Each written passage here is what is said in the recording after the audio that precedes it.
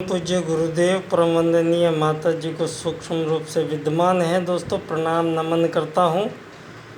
दोस्तों परम पूज्य गुरुदेव की युग निर्माण योजना का एक अंग राजनीति का निर्माण करना था।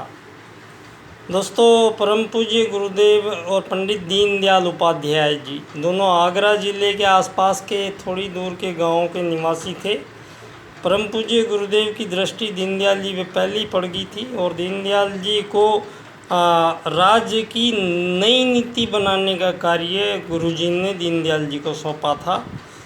दोस्तों दीनदयाल उपाध्याय जी ने आत्मत सर्वभूतेषु को, जो हमारा वेद सार है, आत्मत सर्वभूतेषु को आज के परिप्रेक्ष्य में वैज्ञानिक रूप से सिद्ध करते हुए और सभी आपकी जितनी भी राजनीतिक प्रणालियाँ और उनके द्वारा प्राप्त लक्ष्य आपके और मानव जीवन की दिशा धाराएँ, जो ये सब इन पर चिंतन मनन करते हुए तो पंडित दीनदयाल उपाध्याय जी का राजनीतिक दर्शन एकात्म मानववाद।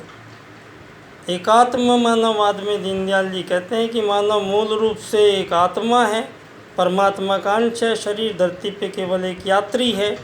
तो सभी धरती के यात्री हैं, तो फिर यहाँ ये मानव से 100 गज ज़मीन खरीदवाई जा रही है, पट्टे काटे जा रहे हैं, उसको मालिक बनाया जा रहा है ज़मीन का।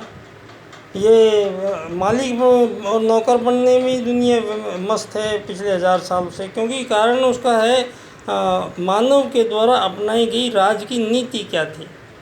ये पूंजी कोई बात ही नहीं थी, पूंजी का कोई मतलब ही नहीं था। और भी तो जीव जंतु हैं, पूंजी की ज़रूरत ही नहीं थी किसी को आज तक। और दीनदयाल जी ने तो अर्थाया में यही बात स्पष्ट की है कि मानव को किसी भी चीज़ के बदले कोई चीज़ देगा या कोई सेवा लेगा तो बदले में उसको कोई धन देगा। ये विचार पश्चिम का है, भारत का नहीं है। हमारा जो विचार है वो पूरे वासुदेव कुटुंबकम की अवधारणा पे परिवार भाव में बनता हुआ और एक आत्मा मानता हुआ मनुष्य से व्यवहार निश्चित करता है। तो दोस्तों परम पूज्य गुरुदेव जी की युग निर्माण योजना का संभवतः अंतिम चरण में हम प्रवेश कर रहे हैं, जहाँ सारे संसार को अब भविष्य में जो सारे के सारे संसार वाले आपस में घातक हथियार बना रहे हैं और एक दूसरे के ऊपर छोड़ना शुरू कर दिया है।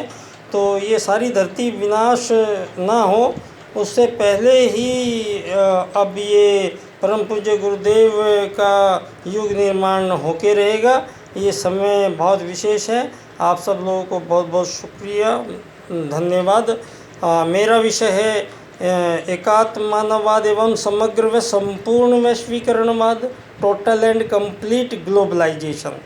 और इसी बात को दीनदयाल उपाध्याय जी कहते हैं आर्थिक लोकतंत्र द्वारा अर्थायाम आधारित एकात्म मानववाद की स्थापना से अंत्योदय की प्राप्ति होगी हमें।